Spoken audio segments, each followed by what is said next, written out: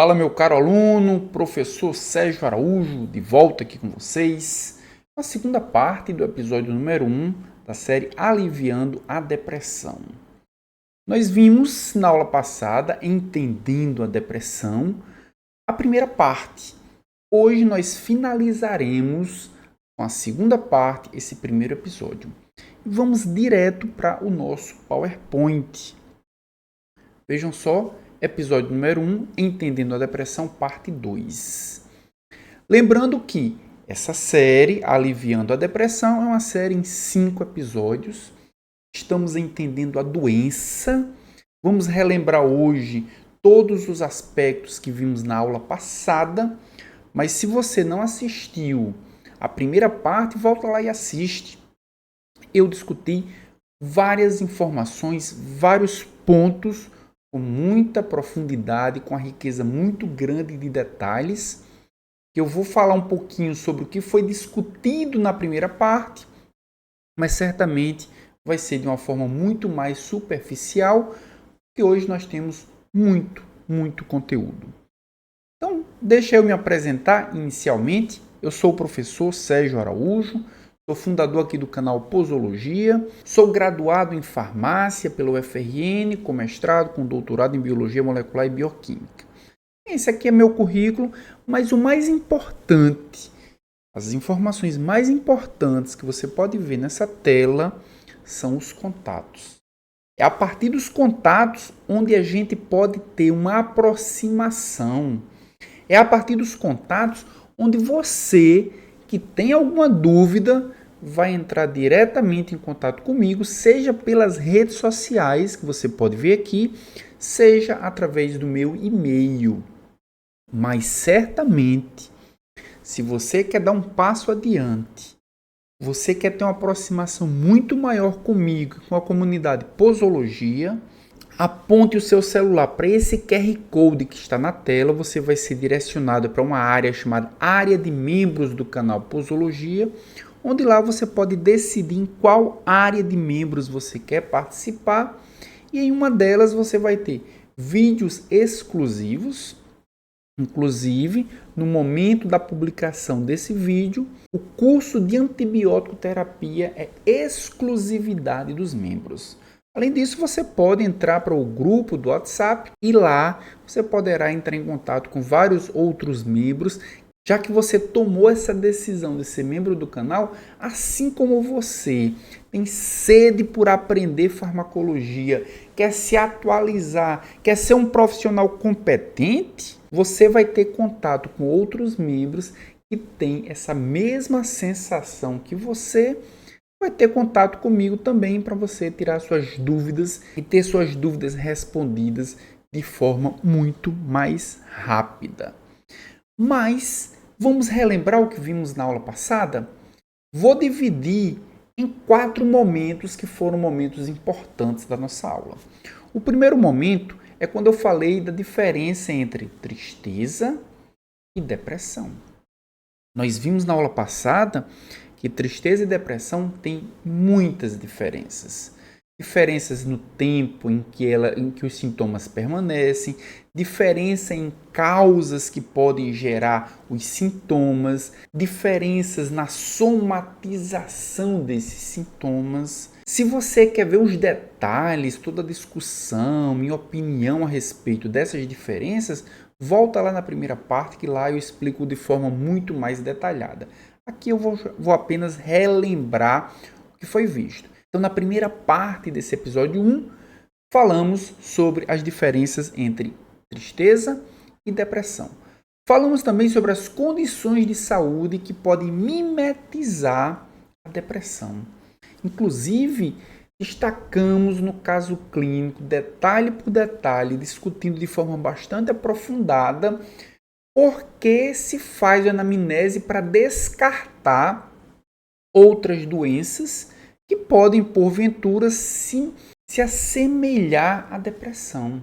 É importante que a gente possa investigar isso com certa profundidade, porque a depender da comorbidade que o paciente tenha, a gente precisa tratar ele especificamente. Vimos, por exemplo, que o paciente que tem doença de Alzheimer, que o paciente que tem doença de Parkinson tem, em algum momento da evolução da sua doença neurológica, a propensão de ter sintomas depressivos também.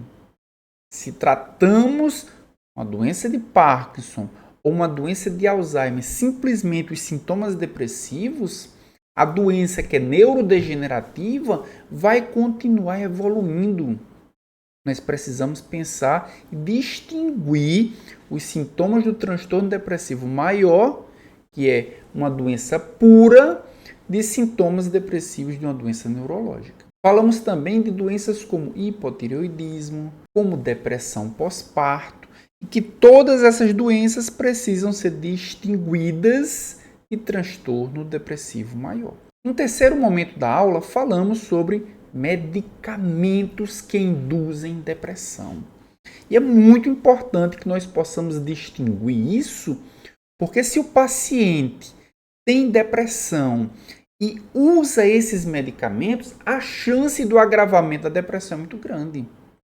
Medicamentos como alguns antihipertensivos, medicamentos como corticosteroides, medicamentos como progestágenos, medicamentos como a isotretinoína, todos eles podem induzir a depressão. É importante que nós distinguamos se o paciente está tendo uma depressão induzida por esses medicamentos ou não. E no quarto e último momento da nossa aula, falei sobre os sintomas da depressão. E você pode ver por essa imagem que a depressão é uma síndrome. A depressão é um conjunto muito variado e complexo de sintomas. Esses sintomas eles são divididos em 3 dimensões. Uma dimensão emocional, uma dimensão física e uma dimensão cognitiva. Os sintomas que o paciente tem para que possa ser diagnosticado com depressão, a necessidade de 2 sintomas nucleares, que é o humor deprimido e a anedonia, ou seja, perda de prazer, um dos 2, e mais 5 sintomas acessórios que podem estar dentre essas dimensões que eu acabei de falar. Então, na aula passada, eu explorei de forma muito detalhada e muito aprofundada todos esses aspectos. Se você não assistiu a primeira parte dessa aula, volta lá e assiste. É extremamente importante para você prosseguir com a aula de hoje. Na aula de hoje, nós vamos voltar a falar sobre prejuízo funcional. Nós paramos na primeira parte dizendo que todos esses sintomas que o paciente tem, eles se traduzem em prejuízo funcional. E o prejuízo funcional está muito associado ao número de sintomas que o paciente tem. Nós vimos que existem 3 dimensões, mas cada uma dessas dimensões nós temos vários sintomas da depressão. Se o paciente tem 2, 3, 4 ou 5, ele é diagnosticado com depressão. Mas se ele tem 8, 10, 12, 15 sintomas, sem dúvida alguma, o prejuízo funcional dele vai ser ainda maior. Então, o prejuízo funcional está associado com o número de sintomas, está associado também com a frequência desses sintomas. Os sintomas são diários, os sintomas são semanais. Qual é a frequência que aqueles sintomas aparecem? Está associado também com a duração com que esses sintomas permanecem. Esses sintomas são sintomas residuais? O paciente fez um tratamento e esses sintomas permaneceram por 1, 2, 3 anos sem resolutividade nenhuma? Esse sintoma residual ele pode ser extremamente prejudicial.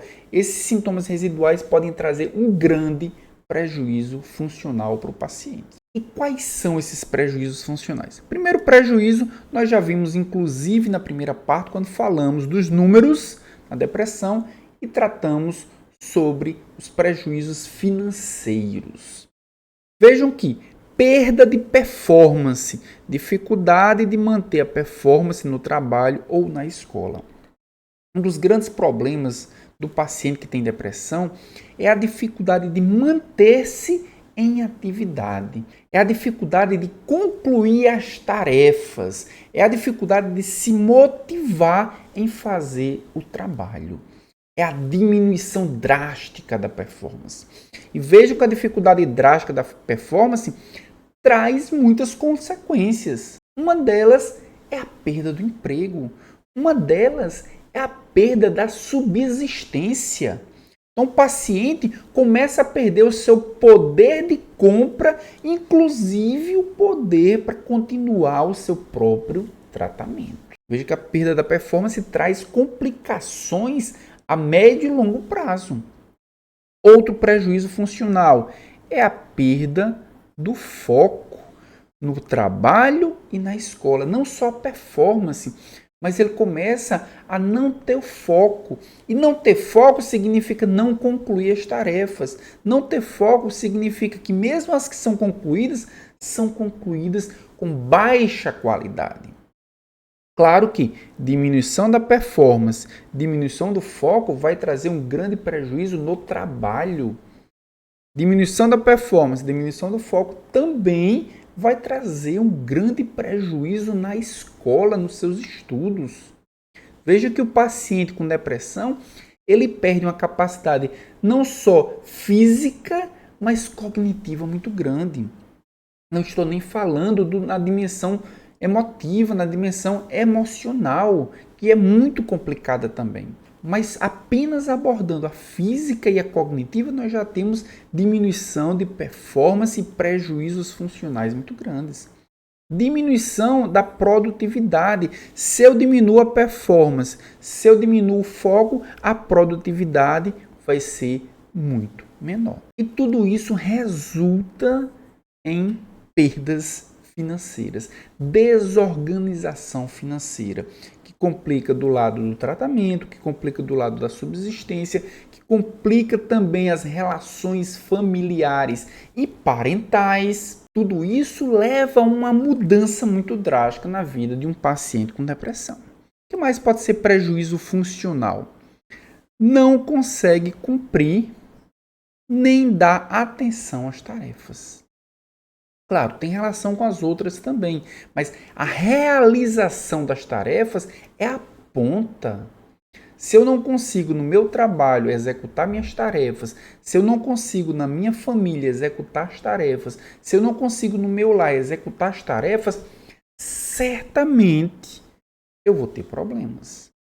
Na vida familiar, incapaz de participar completamente da vida familiar. Ter um lazer com a família, nada disso vai ser sustentável. Muita dificuldade em atender às expectativas. Muita dificuldade em ter uma vida social, não apenas com a família, mas com amigos ou com outras pessoas do trabalho. Então vejam que do ponto de vista do prejuízo funcional, por si só isso já traz uma complicação, uma mudança drástica na vida de um paciente com depressão. Fora as outras dimensões. A pergunta agora é: quantas são as pessoas que têm depressão?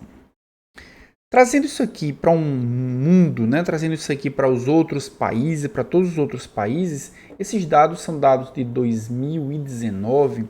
Nós podemos observar aqui que os países que têm maior número de pessoas com depressão, eles estão na escala mostrada aqui embaixo, na escala mais para o lado verde. Nós temos aqui a Índia, nós temos aqui a China, e são países que têm elevado número de pessoas com depressão, chegando aí na faixa de 50 a 100 milhões de pessoas. O Brasil está nesse azul mais claro, entre 5 e 10 milhões de pessoas com depressão. Mais do que o Brasil, nós temos aqui os Estados Unidos, mas o Brasil tem um elevado número de pessoas com depressão. Estratificando isso, nós podemos observar aqui que a prevalência maior é para as mulheres, de 9 a 26% das mulheres têm depressão. Um pouco menos os homens, 5 a 12% dos homens têm depressão. E entre os idosos, nós temos também uma elevada prevalência, chegando a 5,41%. E a incidência anual, considerando todos ou considerando a média de todos os países do mundo, é em torno de 6,7%.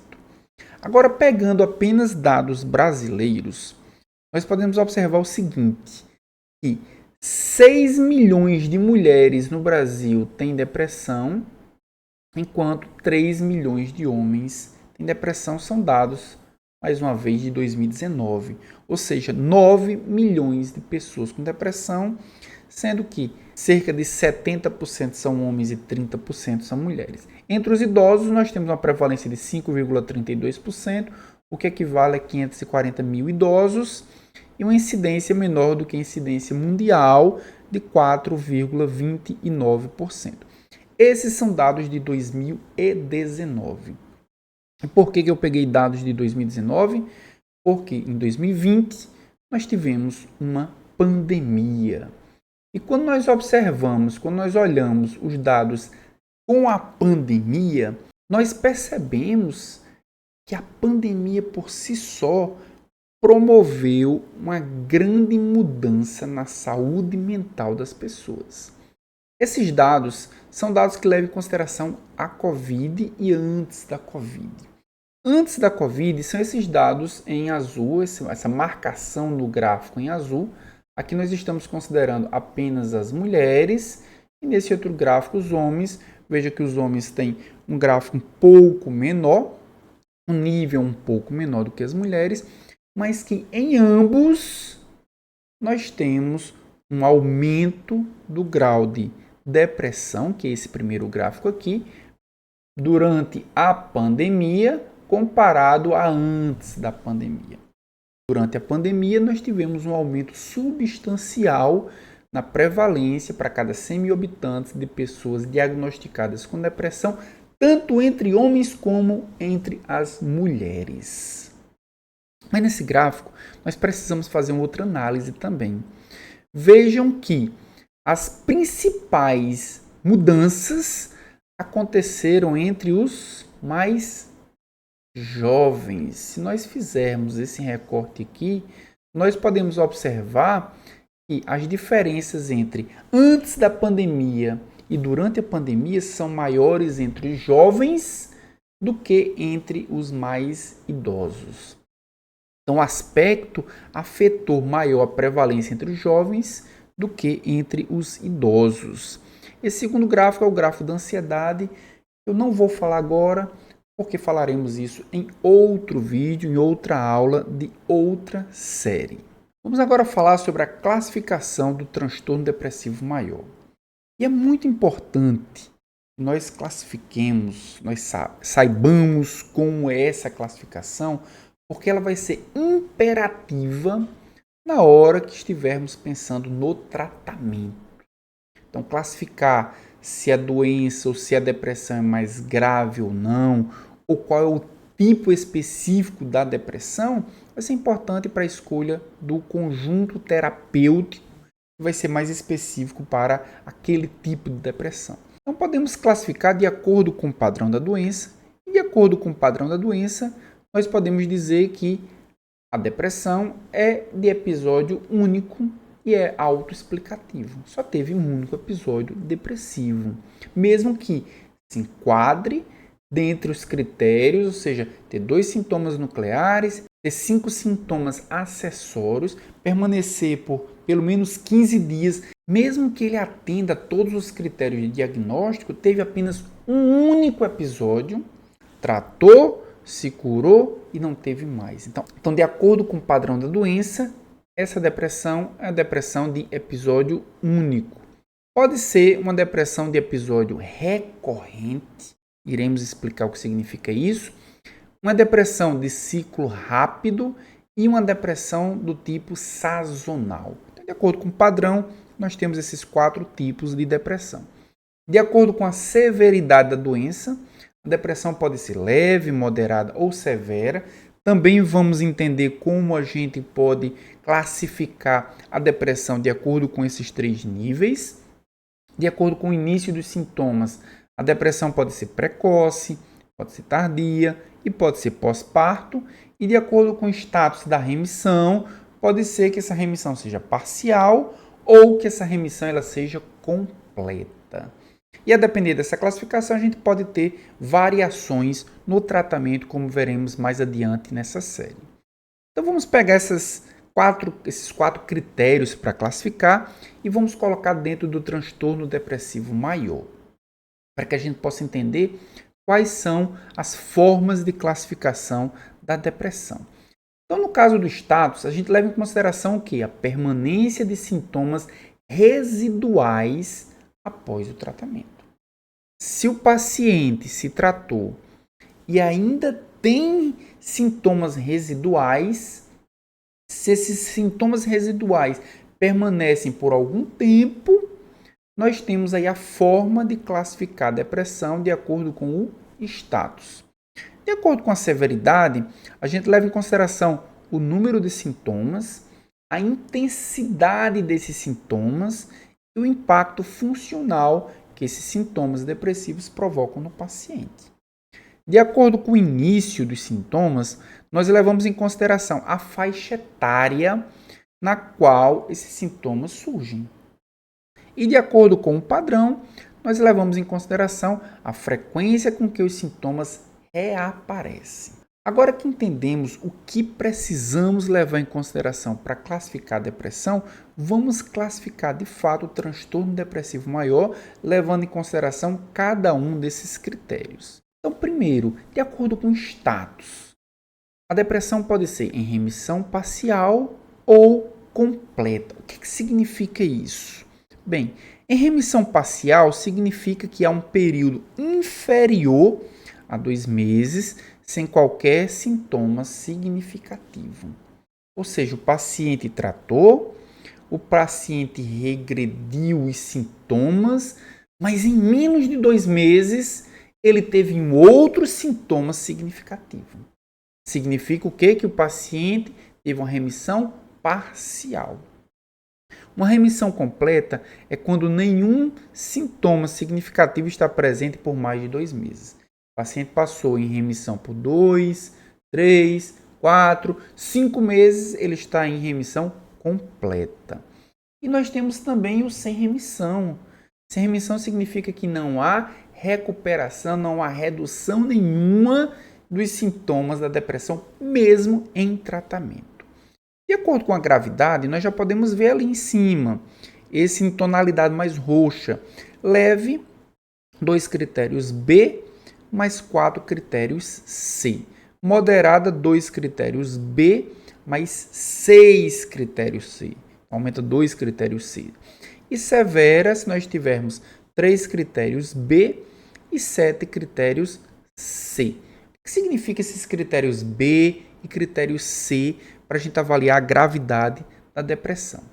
Bem, critérios B e C são 2 listas de sintomas. Na lista B, nós temos se a depressão durar pelo menos 2 semanas, se o paciente tiver perda de interesse ou prazer, se o paciente tiver humor deprimido, presente a maior parte do dia, quase todos os dias, e se o paciente tiver baixa energia e tiver também fadiga. Dessa lista, se o paciente tiver 2 critérios B, ele pode ser leve ou moderada, e se tiver 3 critérios, ela vai ser severa. Por que vai ser moderada ou leve se tiver 2 critérios B? Porque vai depender da quantidade de critérios ou sintomas da lista C. E o que é que temos na lista C?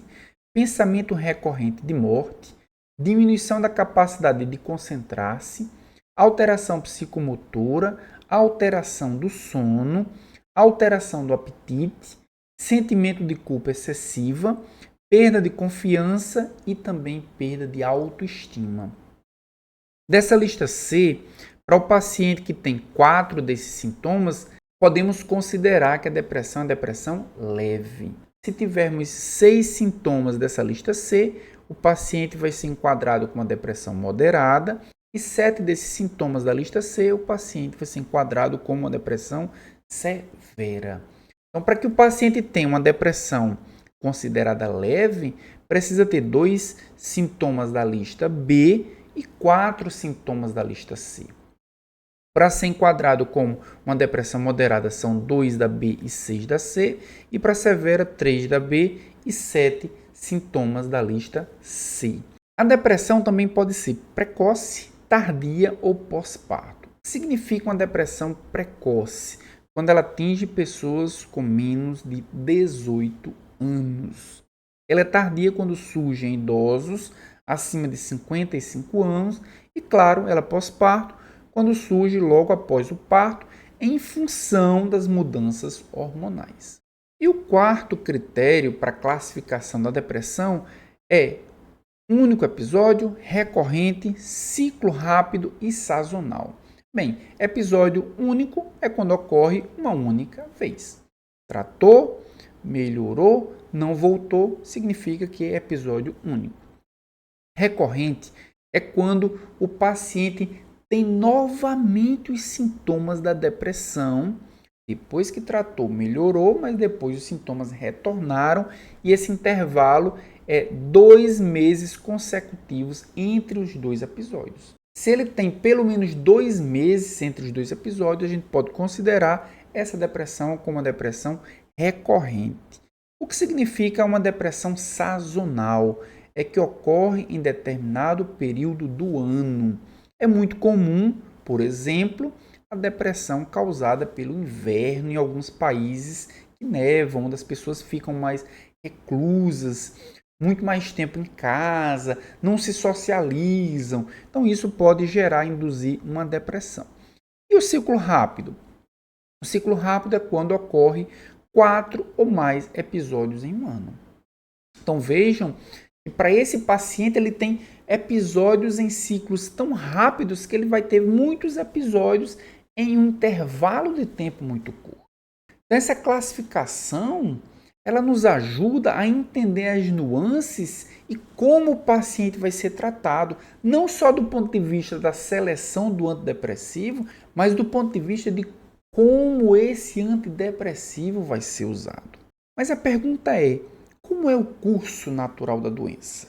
Mas antes de responder essa pergunta, eu já vou te perguntar outra coisa. Você está gostando dessa aula?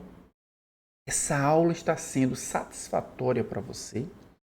Se ela estiver sendo satisfatória para você, se inscreva no canal e me coloca aqui nos comentários por que essa aula está sendo adequada para você.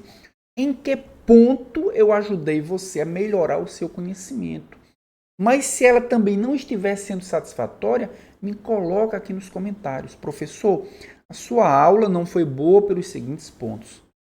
Eu adoraria receber um feedback seu para entender como essa aula pode ser melhorada. Mas se você estiver gostando, aproveite e já se inscreve no canal. São mais de 400 aulas, todas gratuitas para você. Se inscreva no canal e compartilha o link dessa aula com outras pessoas que também podem se beneficiar. Voltando aqui para o curso natural da doença. Vamos pensar o seguinte, a pessoa não tem nenhum sintoma da depressão. Mas a partir desse momento aqui, ele começa a ter algum sintoma semelhante a um sintoma de depressão. Por exemplo, uma anedonia. Começa a ter um pouco de fadiga. E esses sintomas eles vão se acumulando até que ele deixa de ter sintomas isolados e ele de fato ele tem uma síndrome. Ele tem um conjunto de sintomas semelhantemente ao que nós vimos na primeira parte, na definição de depressão. Ele tem uma síndrome, um conjunto de sintomas que se caracterizam como uma síndrome depressiva, um transtorno depressivo maior. Esse paciente ele está progredindo, a doença dele está ficando cada vez mais severa, até que em determinado momento ele de fato ele sente necessidade de iniciar um tratamento. E é aqui que o tratamento começa. E observem que quando o tratamento se inicia, ele começa a melhorar da severidade da doença, começa a diminuir os sintomas do paciente, até que em determinado momento ele é considerado uma resposta terapêutica. Ou seja, os sintomas já diminuíram em certo grau e a gente pode dizer, esse paciente está respondendo ao antidepressivo. Esse paciente, ele daqui a pouco vai sair da síndrome para ter apenas sintomas isolados. Se está melhorando, se o tratamento está sendo feito, se ele está seguindo rigorosamente o tratamento, ele vai chegar uma hora em que ele vai voltar ao estado anterior. Ele vai voltar ao momento em que ele não tinha depressão. Todos os sintomas eles foram resolvidos.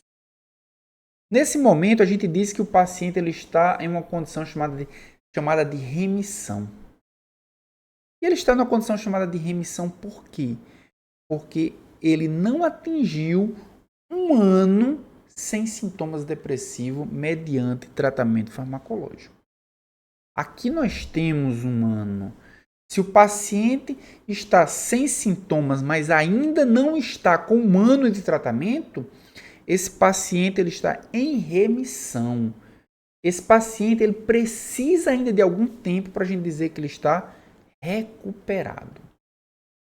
Se houver um retorno desse paciente em qualquer momento antes de 1 ano, a gente diz que esse paciente ele teve uma recaída.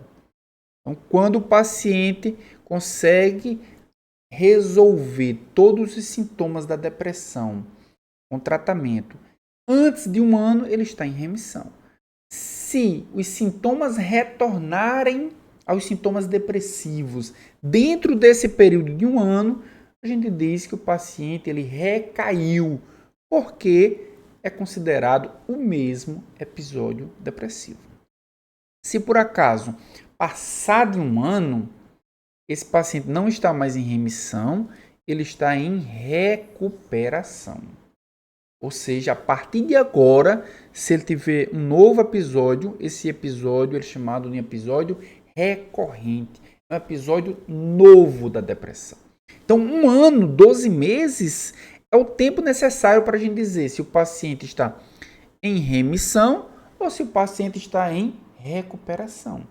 Para dizer se o paciente teve uma recaída do mesmo episódio ou se o paciente teve uma recorrência de um episódio novo. Então, essa é a história natural da doença e vai ser bem importante na hora que estivermos pensando no tratamento.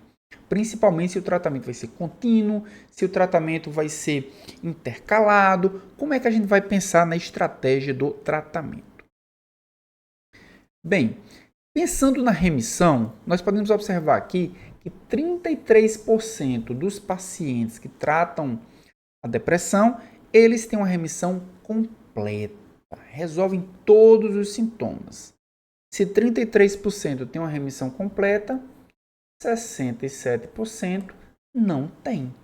67% eles têm sintomas residuais. Já vai ver quais são esses sintomas residuais. E aqueles que têm uma recuperação completa, ou seja, passa de 1 ano, cerca de 50%, eles têm de fato uma recuperação completa. 15% eles têm alguma recorrência depois de 1 ano. E 35% ele tem transtorno depressivo maior sem intervalos. Ou seja, ele vai tratar, mas vai ter os sintomas continuamente. Então vejam que não vai ser fácil. A vida do paciente com depressão não é fácil.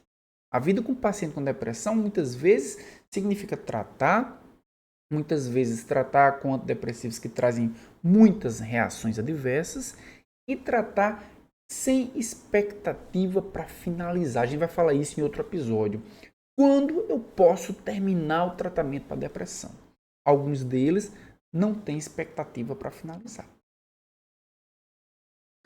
Se eu falei para vocês que 67% dos pacientes têm algum sintoma residual, ou seja, eles permanecem com alguns sintomas do começo ao fim, a gente precisa entender quais são esses sintomas e por quanto tempo esses sintomas demoram. Aqui nesse estudo ele mostrou o seguinte, foram acompanhados 267 pacientes por 3 anos. 3 anos seguidos. E quais são os sintomas que permaneceram? Vejam que o sintoma que apresentou a maior recaída foi problemas cognitivos. Problemas cognitivos no começo aqui atingia mais de 80% dos pacientes, mais de 80% tinha algum problema cognitivo, tinha algum sintoma cognitivo. E 3 anos depois, nós ainda temos um quantitativo que chega aí a quase 50% dos pacientes. Ainda tem algum problema cognitivo, ou seja, existe uma grande incidência desse sintoma residual. Qual o segundo sintoma residual mais frequente? Nós podemos observar pelo estudo que a falta de energia, a gente volta ali para os problemas ou para os prejuízos funcionais. A falta de energia não dá motivação suficiente, não dá capacidade suficiente para que o paciente com depressão ele volte à sua vida normal. Semelhantemente aos problemas cognitivos, começa ali por volta de 80% a 90%, e quando termina também ali por volta dos 47%, 48%, quase 50%. Em alguns momentos ele é um pouco menor, mas também gira em torno da mesma frequência dos problemas cognitivos. E o terceiro sintoma residual mais frequente, nós temos os problemas para dormir, seja insônia, seja hipersonia. Começa ali um pouco menos, em torno de 80%, mas termina também bem próximo. Em alguns momentos ela flutua, subindo, descendo entre os problemas mais frequentes. Esses são os 3 sintomas residuais mais frequentes que depois de 3 anos, metade ou quase metade dos pacientes ainda tem, mesmo apresentando tratamento farmacológico. E outros sintomas residuais também apresentam. Aqui nós temos um estudo completo. O paciente pode apresentar humor deprimido e perda de interesse, é menos frequente do que os demais, mas apresenta uma certa resistência ao tratamento, sensação de culpa ou de inutilidade, problemas alimentares, problemas psicomotores e ideação suicida. Desses é o que apresenta a maior incidência, a maior prevalência. Mas no caso clínico, nós abordamos um paciente e esse paciente ele foi avaliado através de um questionário. E a pergunta é: como avaliar a severidade da doença, a severidade da depressão? Nós vimos que existe uma lista B, uma lista C, que em conjunto nós podemos fazer uma avaliação rápida. Mas uma avaliação mais detalhada, nós precisamos de um questionário, que é exatamente o questionário QRDS-SR16. O 16 é porque ele apresenta 16 perguntas para serem respondidas. É um inventário para sintomatologia depressiva. Vejam qual a primeira pergunta. Como é a insônia de início do sono? E aí o paciente ele pode responder: nunca levo mais do que 30 minutos para adormecer. Se ele responder aqui, o score que vai ser somado vai ser 0. Mas se ele leva menos de 30 minutos para adormecer, menos da metade do tempo, ou seja, uma semana de 7 dias, menos da metade dos 7 dias, ele leva menos de 30 minutos e as outras levam mais de 30 minutos, o score dele é mais 1. Se ele leva pelo menos 30 minutos para adormecer mais da metade do tempo, o score é mais 2. Se ele leva mais de 60 minutos para adormecer mais da metade do tempo, o score dele é mais 3. Veja que a pergunta 1 está avaliando apenas a capacidade que o paciente tem de iniciar o sono. A pergunta 2 é insônia no meio da noite. Se ele não acorda à noite, se o sono dele é leve, inquieto, com poucos despertares, se acorda pelo menos uma vez por noite, se acorda mais de uma vez por noite, se fica mais de 20 minutos acordado, ele vai marcar o que acontece de fato no dia a dia dele e, ao marcar, vai ser somado a sua ficha, o score proporcional. Pergunta 3 é uma insônia matinal. Se menos da metade do tempo acorda não mais do que 30 minutos antes do necessário, Se mais da metade do tempo acorda mais do que 30 minutos antes do necessário, ou seja, se nós estaremos avaliando aqui quanto tempo antes ele acorda do que seria considerado normal para ele. E a pergunta 4 vai ser sobre a hipersonia. Quanto tempo ele dorme? Dorme 7 a 8 horas? Se dorme mais de 10 horas, mais de 12 horas? Quanto tempo ele dorme? Ou seja, será que a quantidade de sono não é excessiva? Então essas perguntas, essas 4 primeiras perguntas, são relativas ao sono. Pergunta 5, 6, 7 e 8. Pergunta 5 se refere ao humor. Se ele não se sente triste menos da metade do tempo, se sente triste mais da metade do tempo, se sente intensamente triste praticamente todo dia. Se ele marcar, ele recebe um score de mais 3. Pergunta 6 se refere ao apetite, a diminuição do apetite. Pergunta 7 se refere ao aumento do apetite. Pergunta 8 se refere ao peso, diminuição nas últimas 2 semanas. Não sofreu nenhuma mudança no peso, parece que ocorreu uma ligeira perda de peso, perdeu 2 libras, porque esse teste ele é um teste que foi criado para Inglaterra, mas ele pode ser validado no Brasil. Se perdeu menos de 5 libras, pela tradução, só converter em quilos. E coloca aqui o score de cada uma dessas perguntas. Vamos para as próximas 4 perguntas. A pergunta 9 se refere ao aumento do peso em 2 semanas. Pergunta 10 se refere à concentração, capacidade de concentração e capacidade de decidir. A pergunta 11 se refere à perspectiva. Você vê a si mesmo como igualmente valioso e merecedor quanto aos outros? 0. É mais autoculpa do que o habitual? Mais 1. Acredita em grande parte que ele ou ela causa problemas para os outros? É como ele se sente, a capacidade de culpa e inutilidade. E a pergunta 12 se refere à ideação suicida. As 4 últimas perguntas, a pergunta 13 se refere ao envolvimento, nenhuma mudança em relação ao nível atual de interesse em outras pessoas e atividades. Score 0. Percebe uma redução no interesse nas atividades anteriores. Ou seja, como é que o paciente se percebe com relação ao interesse em coisas que antes ele considerava prazerosas. Pergunta 14 se refere à energia e à fadiga. Pergunta 15 se refere à desaceleração psicomotora. E a pergunta 16 se refere à agitação psicomotora.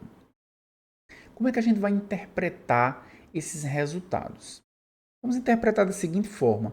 A pergunta, os itens 1 a 4, eles se referem ao sono. Então, dessas perguntas 1 a 4, o que a gente vai utilizar é apenas o maior score que o paciente atingir de uma dessas 4 perguntas. É só um score de uma das 4. Das perguntas de número 6 a 9, se referem ao apetite. Também vai utilizar apenas o maior score de uma dessas perguntas. Seguindo a sequência, das perguntas 15 e 16, que se refere à alteração psicomotora, também inserir apenas o maior score de uma dessas 2 perguntas. E para as demais perguntas, 5, 10, 11, 12, 13 e 14, vai inserir o respectivo score que o paciente atingir ao decidir pela alternativa. Então, depois que nós fizermos a contabilidade, nós vamos olhar para esse gráfico aqui e entender qual é o nível de gravidade da depressão do paciente. Se o paciente atingir até 5 pontos, significa que o paciente não tem critério para depressão. Se o paciente atingir entre 5 e 10 pontos, ele tem uma depressão considerada leve. De 10 até 15 é considerada uma depressão moderada. E acima de 15 é considerada uma depressão severa. Podemos chegar aí até 25 pontos. Vejam que o nosso paciente do caso clínico atingiu 15 pontos. 15 pontos está bem na fronteira. Por isso que disse que o paciente, no caso clínico, estava entre uma depressão moderada a severa. Ele está bem no borderline, bem na fronteira. Bem, voltando aqui para o caso clínico 1, a R ela foi diagnosticada com transtorno depressivo maior, chegou a essa definição, com características melancólicas. Ela é informada que precisará fazer um tratamento farmacológico para a sua condição. Vejam só o problema. Ela se mostra muito hesitante no início, dizendo que não quero tomar um medicamento muito forte apenas para controlar minhas mudanças de humor. E olha só, caro aluno, é muito comum o paciente que tem depressão ter um comportamento como esse. Não vou tomar esse medicamento. Esse medicamento vai me deixar grogue. Esse medicamento vai me dar muito sono. Esse medicamento vai me deixar dependente. Esse medicamento. Então, cabe a nós, profissionais da saúde, entender e ajudar o paciente nessa conscientização. Nem sempre o tratamento farmacológico é a melhor escolha, mas em algumas situações o tratamento farmacológico é o start inicial para que o paciente comece a fazer um exercício físico, para que o paciente faça uma dieta e consiga perder peso, para que o paciente tenha uma autoestima e juntamente com o farmacológico, o não farmacológico vai ajudar bastante no desfecho e na recuperação do paciente. Então é muito comum ele ter esse comportamento hesitante. Apesar de relutante, a R concorda em iniciar a farmacoterapia para a depressão. A pergunta é: como funciona a depressão, no caso aqui de AR, e como pode estar relacionada com os seus sintomas? A gente viu no episódio passado, aliás, a gente viu na primeira parte desse episódio que a R tinha diversos sintomas. Será que a gente consegue associar esses sintomas com a deficiência dos neurotransmissores especificamente? Será que a gente consegue associar esses sintomas com áreas cerebrais que estão em mau funcionamento? Além disso, que opções terapêuticas podem ser úteis para a R? Então vamos lá, vamos pensar. Será que os sintomas se relacionam com alteração de neurotransmissor? Será que os sintomas se relacionam com mau funcionamento de áreas cerebrais? Será que se eu sei neurotransmissor envolvido com a sintomatologia, será que se eu sei se a sintomatologia está associada com as áreas cerebrais em mau funcionamento, eu posso pensar no melhor tratamento que seja mais específico possível para recuperar o paciente daqueles sintomas especificamente? Será que eu consigo responder essas perguntas? Bem, essas perguntas eu vou responder ela no episódio 2. O episódio 2 dessa série, ele se chama Como funciona a depressão. E lá nós vamos investigar o funcionamento de cada um dos neurotransmissores.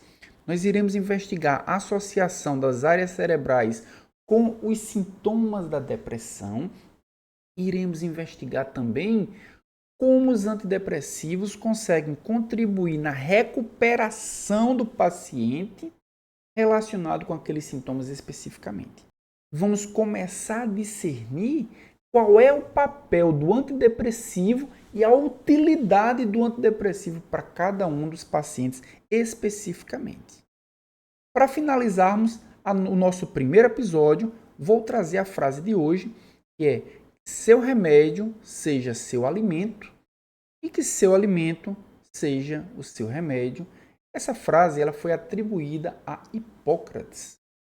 Eu queria que você, nesse final dessa aula, você que chegou até o final da aula, eu sei que você é uma pessoa obstinada, uma pessoa que tem garra, uma pessoa que quer investir em seu conhecimento, fizesse um print dessa tela, compartilhasse nas redes sociais, me marcasse no @prof.sergioaraújo para me saber que você chegou até o fim dessa aula e que você conseguiu ler essa frase do Hipócrates também.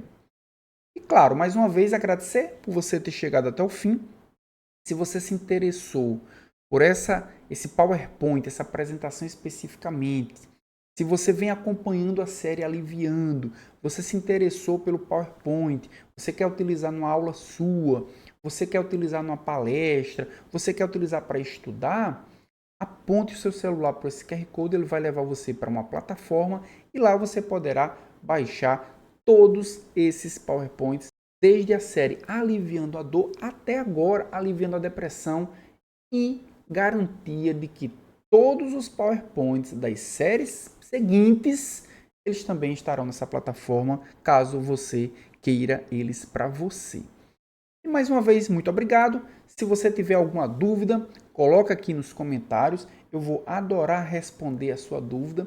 Aquela dúvida mais intrigante, aquela dúvida que seja mais complexa, eu vou fazer um vídeo curto, postar nas minhas redes sociais e marcar você que fez a pergunta para mim. Muito obrigado por ter assistido a aula até aqui e até o episódio 2, como funciona a depressão.